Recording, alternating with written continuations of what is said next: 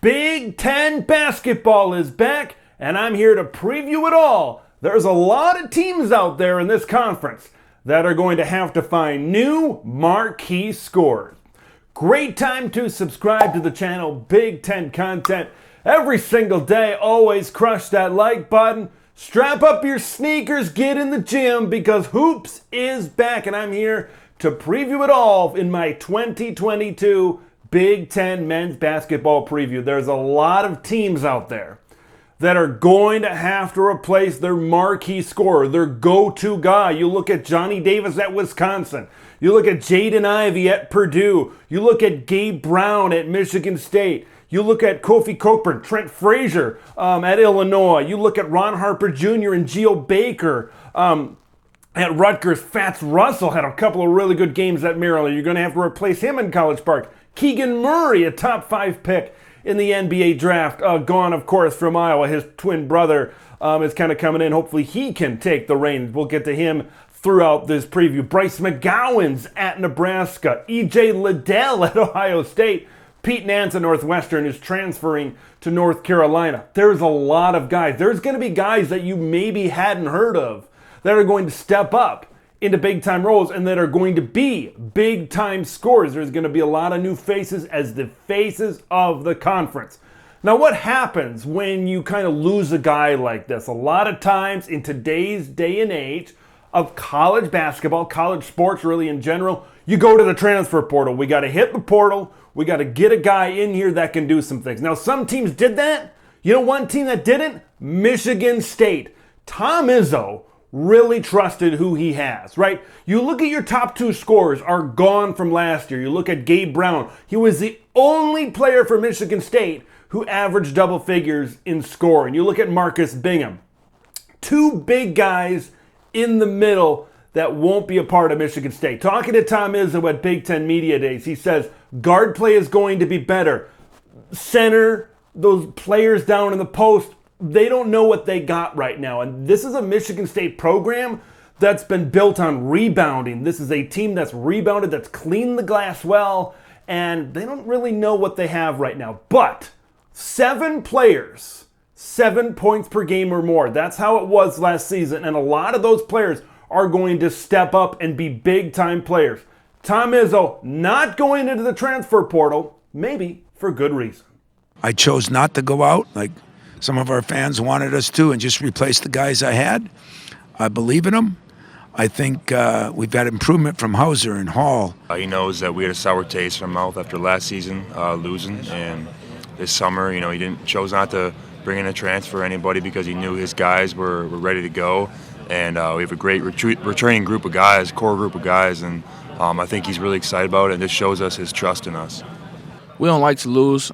Michigan State's not known for losing, so we kind of ended the year with a chip on our shoulder, and everyone brought into that chip, and I think it just led to our summer, and it's leading up to our fall, leading up to the season, and we all just brought in and wanted to come back and finish things off differently when the season's coming toward an end. We want to be one of those last teams standing. We want to be in that Final Four. We want to be in Houston. So we want hardware. Not too many of us up here have Big Ten hardware, so that's what we're looking for. Michigan State, a lot of experience coming back. Now, there's some teams that are bringing in some inexperience. Let's start with Indiana. This is everybody's preseason pick to take home the conference, and man, could this be one of the best backcourts in all of college basketball. We know about Trayce Jackson-Davis, Big Ten preseason player of the year. We know he's going to be one of the, if not the top player in the Big Ten Conference game in and game out. But this is a great freshman class that Mike Woodson is bringing in, and these freshmen are going to make an immediate impact on this team. Jalen Hood Schifino, you look at Malik Renault, you look at Caleb Banks, and they're already making ways into making progress to make Indiana a contender in the Big Ten this season. All the freshmen that have come in this season, I like them because they are competitive. And Jalen sits right at the top. I've kind of had him in the starting lineup. I've had him on the second team. I'm just trying to look at combinations just to see who's going to start. And they've gelled really well. I look at these freshman group and I think of myself, just someone that came in and can make an immediate impact. And so with them, they're so mature beyond their years. I think with Jalen and Malik especially, playing on a national level at Montverde Academy and winning a championship, I think they know what it takes. And so they've been locked in since the moment they've gotten here, and I think they're hungry to get on the court. Man, I watched Jalen Hood-Schifino and just the length he has at guard, a combo guard situation. And you already look at that backcourt with Trayce Jackson-Davis, with Xavier Johnson. This could be a loaded backcourt. Said it about Michigan State. It's guard play. That's what wins when you get deeper into February. You get deeper into March. You get to your conference tournament. You get to the NCAA tournament. There's a reason why this Indiana team is getting the press that they are. I think the big factor for Indiana is going to be, are these freshmen going to be able to get up to speed and develop by the time Big Ten play really kicks in? Right, Indiana's got a tough non-conference schedule, right? You look at Kansas, North Carolina, and Arizona, all on the Hoosiers non-conference schedule. These freshmen are going to learn right away what it's like to play Big Ten basketball. I think that non-conference schedule is going to benefit them because they're going to know how it's like to play tough teams. And when you are in the Big Ten, it is tough every single game. All right, you want to talk about freshmen? Let's talk about Illinois. This Illini team, lot of experience last season. Now all of a sudden, you don't have those leaders. You don't have those experience.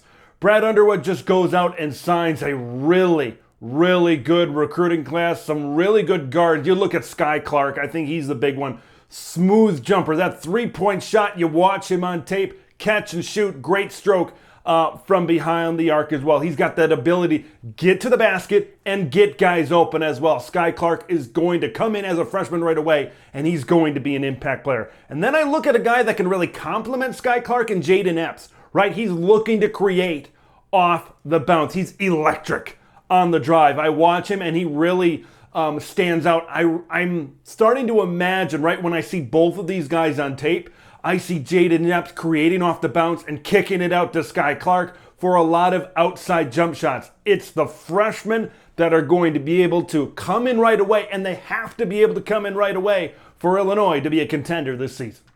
Trev Frazier and DeMonte Williams last year could run my practice. And his fifth-year guys, and had so much respect for those guys. Now it's different. And that leadership is going to come from different areas. I love our freshmen. I'm excited about what they bring. We've got four that I think can all help and contribute. We'll see how that manifests itself over time, but they'll need some help, and there's going to be some adversity, and there's going to be some speed bumps, and we accept that. That's part of growth, and yet they're pretty tough-minded individuals, and they're going to have to learn on the fly. I want to shine the spotlight on a couple of players that I think are really going to step up, right? Beginning of the video, I talked about players that won't be on campus, led their teams to a lot of victories. I want to start with Chucky Hepburn at Wisconsin. This was a guy, of course, Johnny Davis was the main guy for Wisconsin, and rightfully so down the stretch. That I said it time and time again, that Wisconsin was one of the top three teams in the Big Ten last season as it kind of came down to the stretch. Chucky Hepburn, I think, was part of the reason why. I really thought he stepped up big time to kind of complement Johnny Davis as the year went along. It's confidence. Confidence is the name of the game. And when you're a top guy at a Big Ten program, confidence is such a big key. Chucky Hepburn believes he's got it. Me last year, I kind of lacked a little confidence offensively. So I think this year I've gotten a lot more confidence to be able to produce a lot more, whether it's finding people more for assists or scoring. In the spring, Coach sat me down and just told me how my role was going to be this year. That definitely put a little confidence, and knowing that he believes in me, that I can do it. And then I just went out and worked with trainers, just trying to build that confidence up. He's in a much different role this year with Brad and Johnny moving on. So now he's in more of a, not only in terms of what happens on the court, but also the voice in the locker room. He has a bigger piece of that. There aren't a ton of guys that are coming back as the leading scorer on their respective teams. Who's one guy? Jamison Battle, right? He's a guy right here at Minnesota. Of course, Ben Johnson has taken over, and I think he's done a really good job in his short time as men's basketball coach. Some big commitments, especially as of late, are going to step onto the campus of the University of Minnesota. Look, this is a tough conference, top to bottom. But Jamison Battle is doing just that in practice every single day. He's battling. He's making the guys better. He's that kind of guy, and it's that attitude that it could take Minnesota to the next level this year. You know, but now his experience, because he's been through it, is teaching all of our guys every single day in practice. And I tell the freshmen that he's beating up on, you guys need to be the luckiest guys in the world because you're learning from a guy that I think has a chance to play at that next level. That's a preseason All Big Ten selection. So they have those daily battles, and it's iron sharpens iron. But Jamison has done an unbelievable job setting the tone for our program. It's so apparent in practice the way we play, the way we go hard and compete. You know, guys are sore after practice because we're going at it.